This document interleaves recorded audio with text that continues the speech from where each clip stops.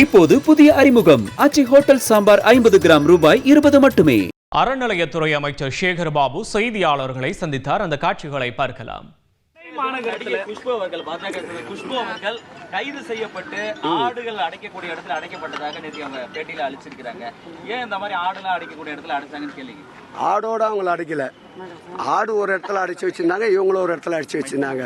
முன்னறிவிப்பு இல்லாமல் இப்படி போராட்டங்கள் நடத்துகின்ற பொழுது மக்களுக்கு ஏற்படுகின்ற துன்பங்களையும் அவர்கள் சராசரியாக கணக்கிட வேண்டும். ஆகவே திடீர் போராட்டத்தால், அதுவும் பெண்கள் என்பதால் எங்கு இடவசதி இருக்கின்றதோ அங்கு கைது செய்யப்பட்டவர்களை அழைத்து சென்று சிறைக்கெல்லாம் அனுப்பாமல் அங்கேயே ஜாமீனில் விடுவித்து விடுகிறார்கள். ஆகவே ஆடு அடைக்கப்பட்ட கொட்டகை வேறு, இவர்களை அடைத்து வைத்திருக்கின்ற கொட்டகை வேறு. மிகப்பெரிய குற்றச்சாட்டு இருக்கிறார். தமிழகத்தில் அறிவிக்கப்படாத எமர்ஜென்சி செயல்படுத்தப்பட்டுள்ளதா அப்படின்ற ஒரு குற்றச்சாட்டு வைக்கிறார்கள். போராட்டம் நடத்த அனுமதிக்கப்படுவதில்லை, திருமுனை கூட்டம் கூட நடத்த அனுமதிக்கப்படவில்லை. தமிழக முதல்வர் இது குறித்த கவனம் அவருக்கு அவர் எந்த கண்ணோட்டத்தில் இதை எடுத்து சொல்லுகிறார் என்று தரவில்லை. ஜனநாயக நாடு.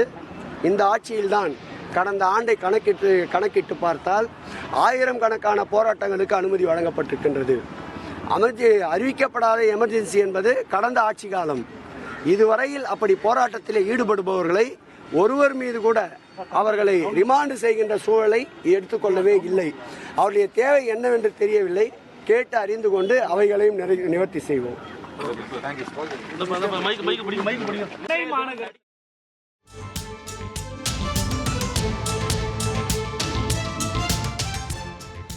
அறநிலையத்துறை அமைச்சர் சேகர் பாபு செய்தியாளர்களை சந்தித்தார். அந்த காட்சிகளை பார்த்தோம். இப்போது புதிய அறிமுகம் ஆச்சி ஹோட்டல் சாம்பார் 50 கிராம் ரூபாய் 20 மட்டுமே.